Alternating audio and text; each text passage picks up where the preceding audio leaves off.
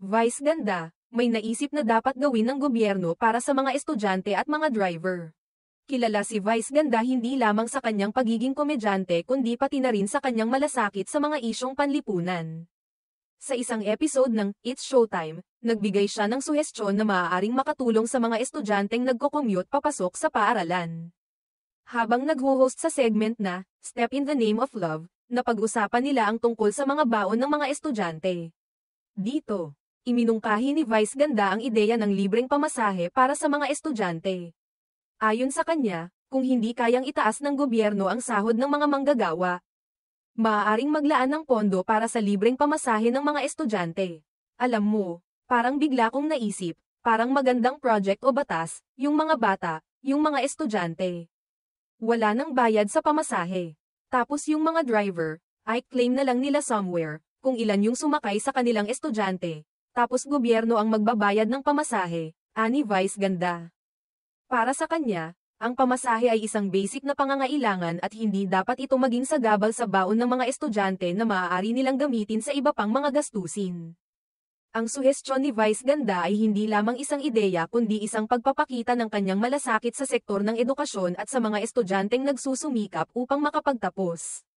Sa pamamagitan ng kanyang platform, nais niyang magbigay ng mga konkretong suhestyon na maaaring isaalang-alang ng mga mambabatas at ng gobyerno upang mapabuti ang kalagayan ng mga kabataan. Bukod sa kanyang suhestyon tungkol sa pamasahe, ipinakita rin ni Vice ganda ang kanyang malasakit sa edukasyon sa pamamagitan ng pagtulong sa mga estudyanteng nangangailangan. Noong Pebrero taong 2024, inalok niyang bayaran ang tuition fee ng isang contestant mula sa segment na Especially for You ng It's Showtime na hindi nakakapagpatuloy ng pag-aaral dahil sa kakulangan sa pera. Ang kabataang ito ay nagtrabaho bilang promo girl at nagsusuporte sa sarili, ngunit nahirapan dahil sa mga gastusin sa araw-araw. Dahil sa kanyang kwento, nagpasya si Vice ganda na tulungan siya at ipinangako niyang tutustusan ang kanyang pag-aaral.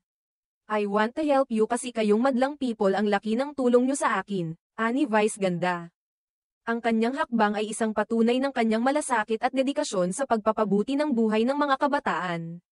Sa kanyang mga pahayag at aksyon, ipinakita ni Vice ganda na ang pagiging isang public figure ay hindi lamang tungkol sa kasikatan kundi pati na rin sa pagbabalik loob at pagtulong sa kapwa. Ang kanyang mga suhestyon at mga hakbang ay nagsisilbing inspirasyon sa iba pang mga tao, lalo na sa mga kabataan, na magsikap at magtulungan upang makamit ang mas magandang kinabukasan. Sa huli, ang mga suhestyon ni Vice ganda ay hindi lamang mga ideya kundi mga hakbang patungo sa mas makatarungan at mas maunlad na lipunan. Ang kanyang malasakit at dedikasyon sa mga isyong panlipunan ay patuloy na nagsisilbing gabay sa marami upang magsikap at magtulungan para sa ikabubuti ng nakararami.